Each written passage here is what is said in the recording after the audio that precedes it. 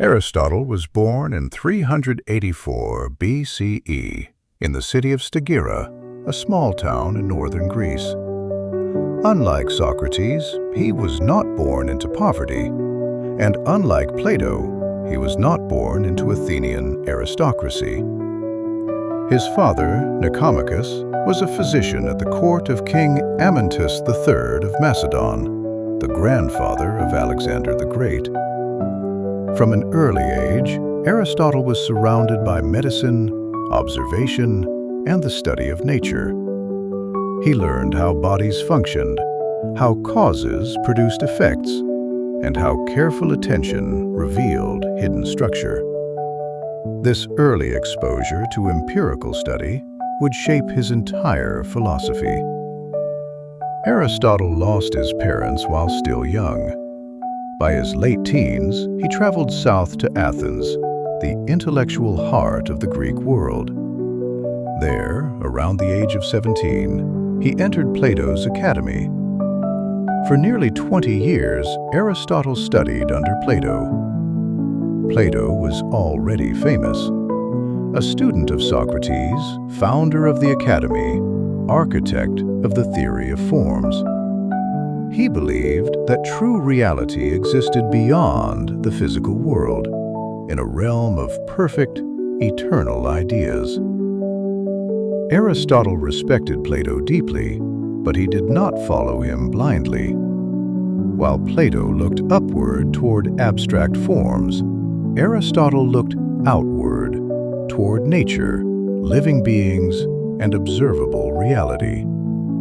He listened. He questioned, and slowly he began to disagree. Later tradition attributes to Aristotle a famous remark: "Plato is dear to me, but dearer still is truth." The disagreement was fundamental. Plato believed that particular things, trees, animals, people, were imperfect copies of ideal forms. Aristotle rejected this separation. To him, form did not exist in another world. It existed within things themselves. A tree was not a shadow of treeness. It was a real entity with purpose, structure, and cause. Around 347 BCE, Plato died. Leadership of the academy passed not to Aristotle, but to Plato's nephew, Speusippus. Soon after, Aristotle left Athens. He traveled to Assos, then to the island of Lesbos, where he conducted detailed biological research. There, Aristotle studied marine life with remarkable precision, classifying fish, observing reproduction, recording anatomy. Some of his biological observations remained unsurpassed for centuries. In 343 BCE, Aristotle received an invitation that would change history. King Philip II of Macedon asked Aristotle to tutor his son. That son was Alexander.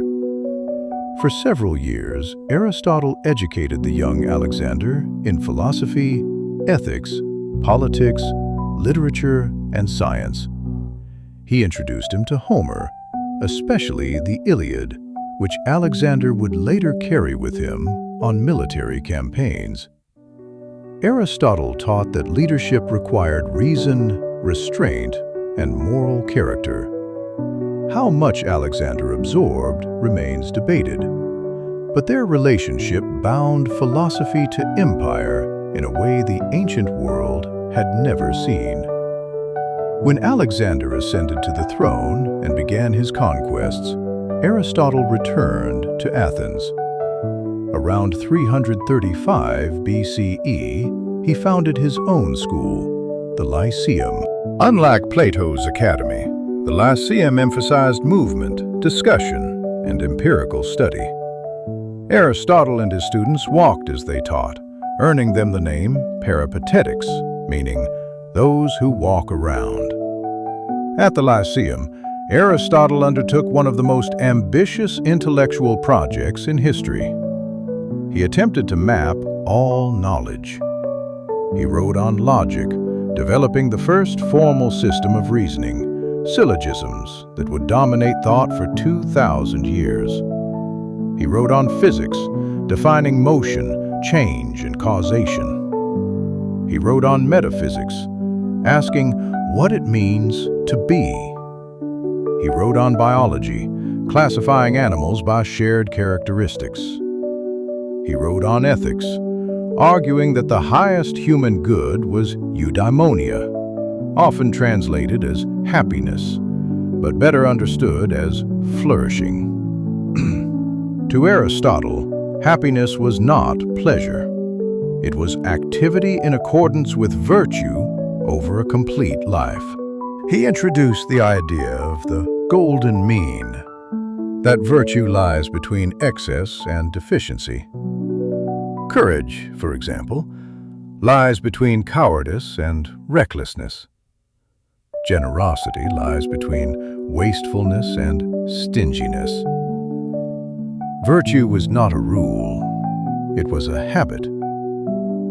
Aristotle believed humans become good by practicing goodness. In politics, Aristotle analyzed constitutions, comparing monarchies, aristocracies, and democracies.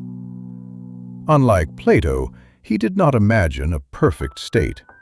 He studied real ones. He concluded that humans are political animals by nature, shaped by community, language, and shared life. In rhetoric, Aristotle analyzed persuasion, defining ethos, pathos, and logos, credibility, emotion, and logic, concepts still taught today. His approach was always the same: observe first, classify carefully, explain clearly. In 323 BCE, Alexander the Great died suddenly. Anti-Macedonian sentiments surged in Athens. Aristotle, associated with the Macedonian court, became vulnerable. He was charged with impiety, the same accusation once used against Socrates. Aristotle refused to let history repeat itself. He fled Athens, reportedly saying he would not allow the city to sin twice against philosophy. He died the following year, in 322 BCE, in the city of Chalcis. For centuries, Aristotle's works shaped Islamic philosophy through thinkers like Avicenna and Averroes. In medieval Europe, Thomas Aquinas integrated Aristotle into Christian theology. Logic, science, ethics, politics, all bore his imprint. Where Socrates taught humanity how to question, and Plato taught humanity how to imagine, Aristotle taught humanity how to understand. He brought philosophy down from the heavens, placed it firmly on the earth, and said, "Look carefully. The truth is already here."